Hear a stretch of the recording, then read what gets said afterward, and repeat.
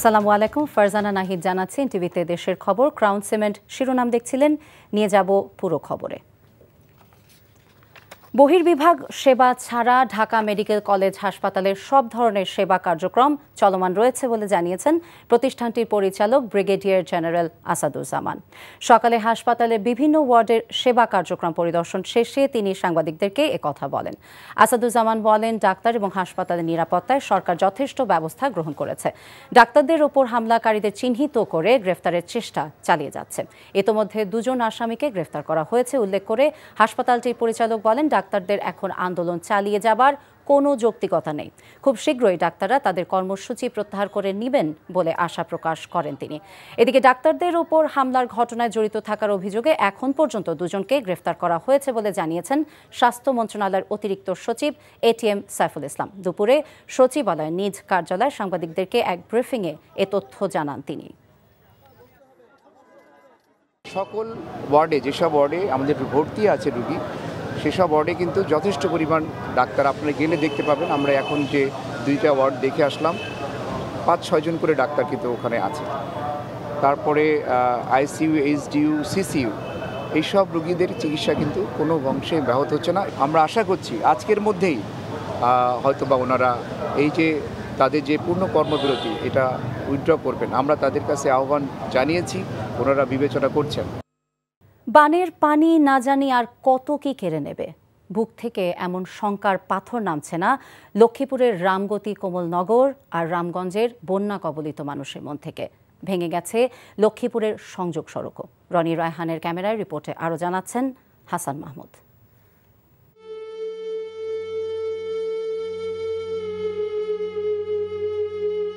ডাকাতের মতো হু হু করে ঢুকে পড়ার ঢল, অসহায় আফিয়ার কেড়েছে সম্বল। স্বামীহারা এই নারীর ভিটে মাটি নেই, নিজের ঘর নেই, ভাই বোন পরিজন কেউই নেই, যেন শূন্য দুনিয়া।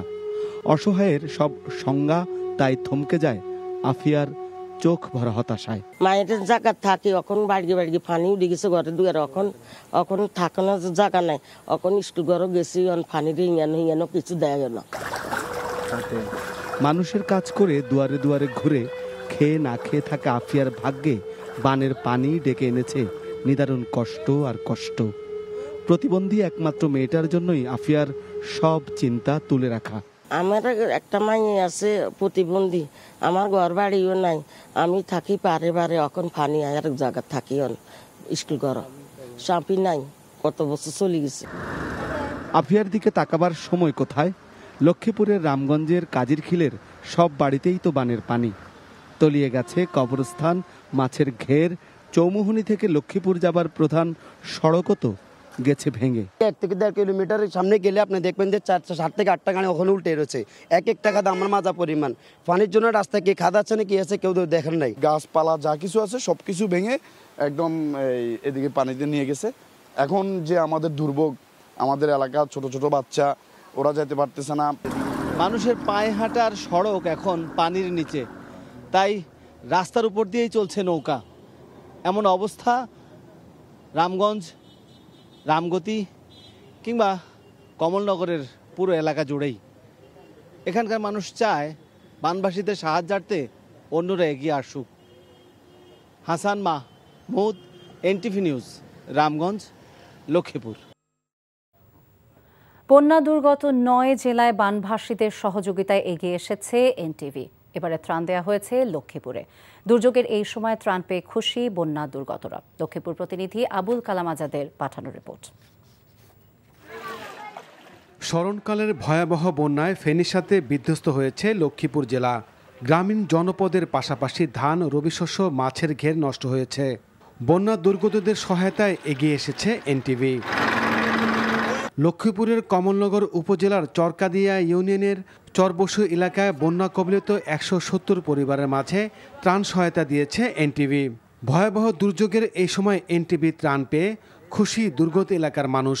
মানুষ অনেক কষ্টের মধ্যে আছে, ঠিক সে সময় আমাদের মাঝে এনটিভির পরিবারের পক্ষ থেকে আজকে খাদ্য সামগ্রী উপহার দিয়েছে। ডাল, চাল, আলু, তেল, অলিভ এগুলো খাইছি।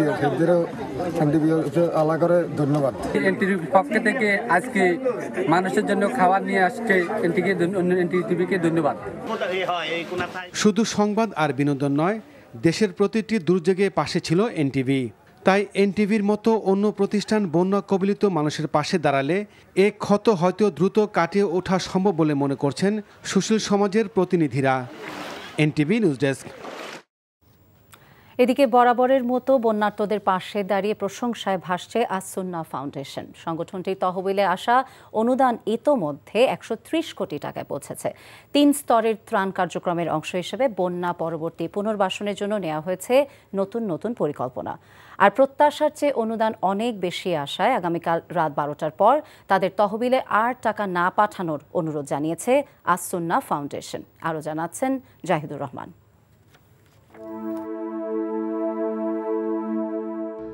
ভারী আর শুকনো খাবার প্যাকেজিংয়ের বিশাল এক কর্মযজ্ঞে মুখরিত রাজধানীর বাড্ডার সাতারকুলে মাদ্রাসাতুস সুন্নাহর এই মাঠটি।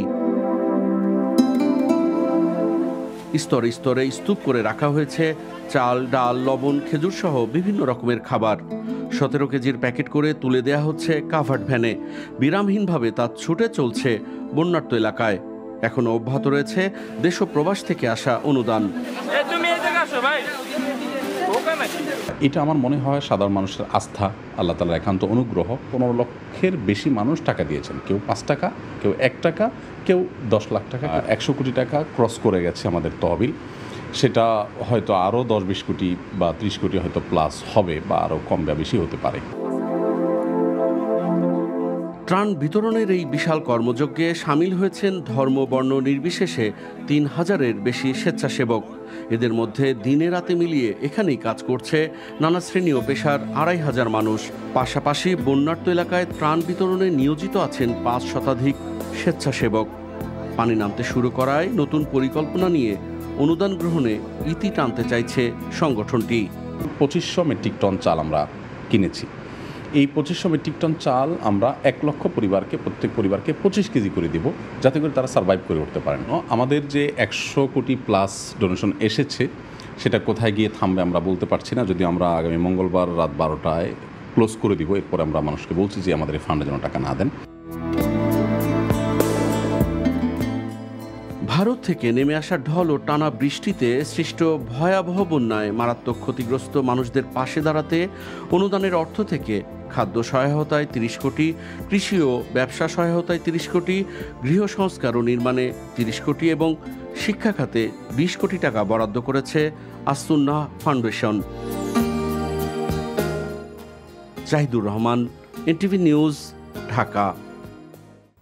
বৈষম্য বিরোধী ছাত্র আন্দোলনে নিহত রুদ্র সেনের বাবা মায়ের সাথে সাক্ষাৎ করেছেন বাংলাদেশ জামায়াতে ইসলামীর আমির ডাক্তার শফিকুর রহমান। সকালে দিনাজপুর শহরের পাহাড়পুরে রুদ্র সেনের বাড়িতে যান তিনি। রুদ্র সেন সিলেটের শাহজালাল বিশ্ববিদ্যালয়ের ছাত্র ছিলেন। বৈষম্য বিরোধী ছাত্র আন্দোলনে পুলিশের গুলিতে শাহজালাল বিশ্ববিদ্যালয় আন্দোলনের সময় রুদ্র সেন মারা যান। রুদ্র সেনের বাবা মায়ের সাথে সমবেদনা জানান জামায়াতের আমির। এরপরে ডাক্তার শফিকুর রহমান দিনাজপুর ইনস্টিটিউট প্রাঙ্গণে দোয়া এবং সমাবেশে বক্তব্য রাখেন।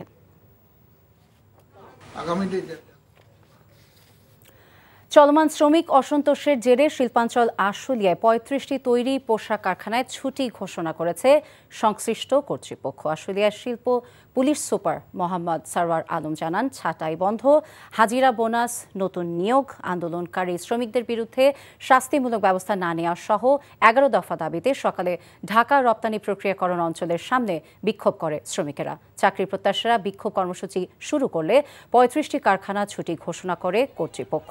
এক পর্যায়ে শিল্প পুলিশ এবং সেনাবাহিনীর সদস্যরা ঘটনাস্থলে গিয়ে শ্রমিকদের আশ্বস্ত করলে পরিস্থিতি নিয়ন্ত্রণে আসে।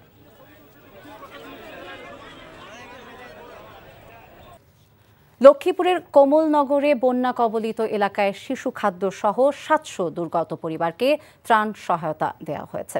দিনব্যাপী উপজেলার চরকাদে ইউনিয়নের বাদামতলী সহ বিভিন্ন এলাকায় আসুন কিছু করি সোশ্যাল ওয়েলফেয়ার সোসাইটি নামক সংগঠনের উদ্যোগে এসব ত্রাণ বিতরণ করা হয়। সংগঠনটির প্রতিষ্ঠাতা হাসানুল ইসলাম রায়হানের নেতৃত্বে জেলার দুর্গম এলাকায় দুর্গতদের মাঝে খাদ্য সহায়তা বিতরণ করা হয়। এ সময় সংগঠনের সদস্যরা কোমর এবং বুক পানি অতিক্রম করে দুর্গত ঘরে ঘরেও ত্রাণ পৌঁছে দেন।